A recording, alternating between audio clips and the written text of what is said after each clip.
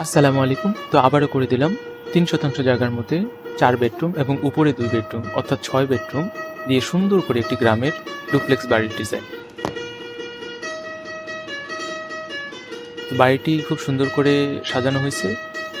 আপনাদের আশা করি সবারই ভালো লাগবে। তো যেহেতু এটি এক ভাইয়ের জন্য করে দিছি, তো ভিডিওটি বা পুরো ডিটেইল আপনাদের সাথেও শেয়ার করার জন্য চলে আসলাম। তো যদি ভালো লাগে অবশ্যই আপনারা সাবস্ক্রাইব এবং ফেসবুক পেজটি ফলো দিয়ে আমাদের সাথে থাকবেন। সাথে থাকার ফলে আপনারা আপনাদের বাসাবাড়ির যাবতীয় নির্মাণ সম্পর্কে তথ্য জানতে পারবেন যে আমার বাড়িতে কী পরিমাণে রড লাগবে, কী পরিমাণে সিমেন্ট লাগবে, কী পরিমাণে বালি লাগবে, কী পরিমাণে খোয়া লাগবে। এটির পরিপূর্ণ একটি হিসাব আপনাদের আমরা দিব। এর মধ্যে থেকে একটু কম বেশি হবে। এটা এ কারণেই হবে যে আপনার ফ্লোর ডিজাইন, আপনার বাড়ির জমির পরিমাপ বা আমরা এখন যে প্রজেক্টটা করছি সেই পরিমাপ একটু কম বেশি হবে। এ কারণেই আপনাদের বাজার এবং খরচ দুটিই একটু কম বেশি হবে। কিন্তু আপনারা এ থেকে খুব সুন্দর ধারণা পেয়ে যাবেন যে আমার বাড়ি করতে আমাকে কি পরিমাণের ম্যাটেরিয়াল লাগবে, রড, সিমেন্ট, বালি এবং কত টাকা খরচ হবে একটি বাড়ি করতে। এ সম্পর্কে একটি সুন্দর একটি আইডিয়া পেয়ে যাবেন।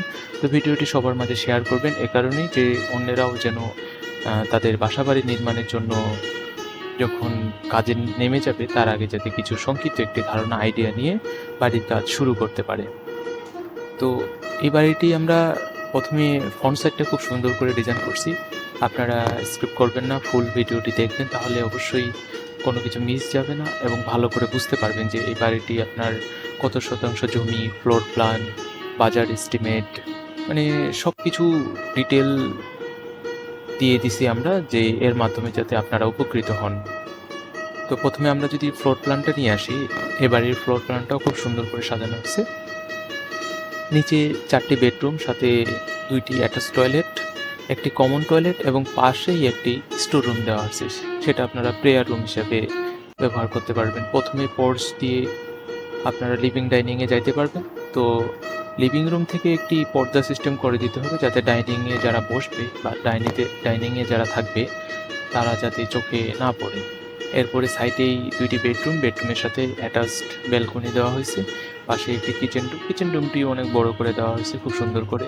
যেহেতু একটি কিচেন রুম একটি বাসার আপনার অনেক গুরুত্বপূর্ণ একটি অংশ। সেখান থেকে স্বাস্থ্যকর খাদ্য সরবরাহ করা হয় পুরো ফ্যামিলিদের জন্য। এর জন্য আমরা চেষ্টা করছি যে কিচেন রুমটা একটু বড় দিতে। কিচেন রুম বড় দিলে অনেক সুন্দর লাগে। আর হচ্ছে আপনার এখানে কাজ করতে অনেক ভালো ফিল করে যারা কিচেন রুমে কাজ করে। পাশেই যে বেডরুমটি আছে এটার সাথে আমরা অ্যাটাচ টয়লেট দিছি এবং সাথে কমন ২টি টয়লেটের মধ্যে একটি হচ্ছে আপনারা স্টোর রুম হিসেবে ব্যবহার করতে পারবেন, নামাজ রুম বা প্রেয়ার রুম হিসেবে।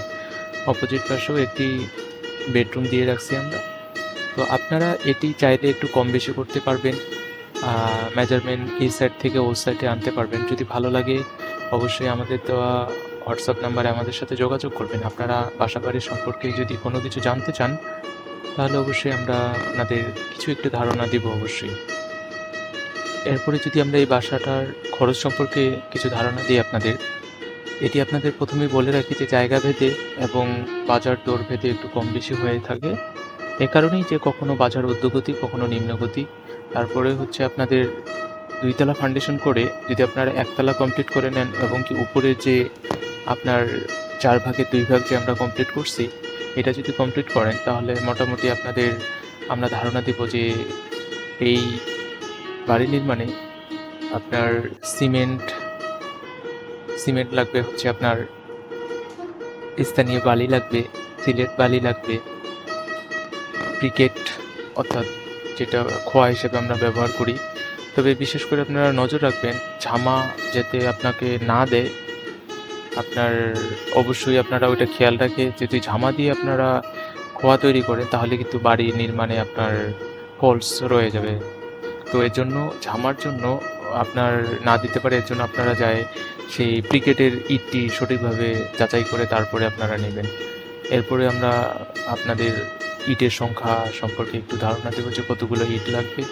এরপরে ১৬ মিলি এসের রড কত কেজি লাগবে, আবার ১২ মিলি রড কত কেজি লাগবে, এরপরে স্ল্যাবের জন্য ১০ মিলি রড কত কেজি লাগবে এবং রিংয়ের জন্য ১০ মিলি রড। তো আমরা ডিটেল ধারণা আপনাদের দিয়ে রাখছি। এ থেকে আপনারা দেখে নিবেন। এরপরে যদি আপনার জায়গার পরিমাণ ৩% বেশি হয় বা ৩% কম হয়, তাহলে আপনাদের একটু ডিজাইন এবং ড্রইং করে ফুল ক্যালকুলেশন করে আপনাদের এই খরচটি বের করতে হবে।